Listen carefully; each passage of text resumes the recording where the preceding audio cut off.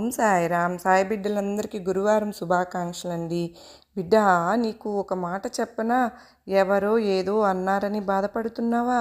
నీలో నువ్వు కుమిలిపోతున్నావు.